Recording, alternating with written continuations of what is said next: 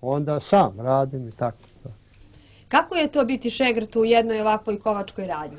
Pa eto, vidite, to je moj komšija Ljubo, on je dobar majstor i tako s vremena na vreme kad neke teške stvari radimo, onda ja dođem, pomognem mu tu radim, on to greje, ja pomažem, predržim, ja varim u suštini, vario sam, radim u jednoj privatnoj isto radnji, autolimarskoj, tu radim limariju, znači varim i te stvari, tako radim.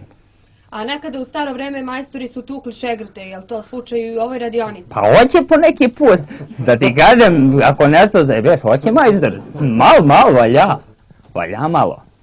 Šta kaš, batina je iz raja izašla? Da, šegrt mora majstor, ne bio ko čikičom ko nekad, sad bio ovako malo nečim, rukom zavrat udari jednu ćušku.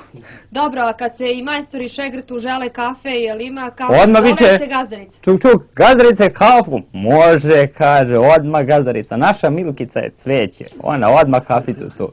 Jel se desi da nekad Milkica zakaže, zataji? A nema, kod Milkice nema da nema, samo možda ne stane.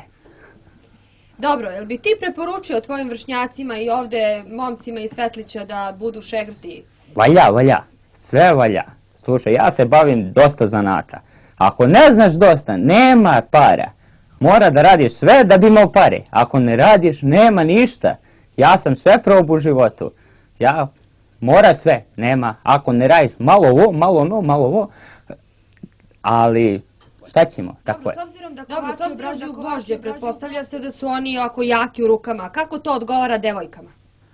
Pa mnogo dobro ti kažem. Ne mogu sad da ti kažem zbog čega, ali aj sad.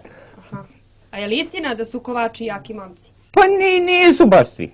Mislim zbog gvožđa i tako. Ma nisu baš svi, nema veze. Jači su možda ovi što dižu trupce. Mi ne dižemo toliko teško, mi samo čukamo.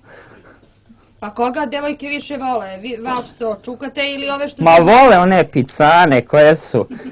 Ne vole nas garavi. Mi dođemo svi garavi, zabagreli, neće ni niko. Ali kad se opet malo doteramo, opet malo liči, da iš može i nešto se završi neki posao.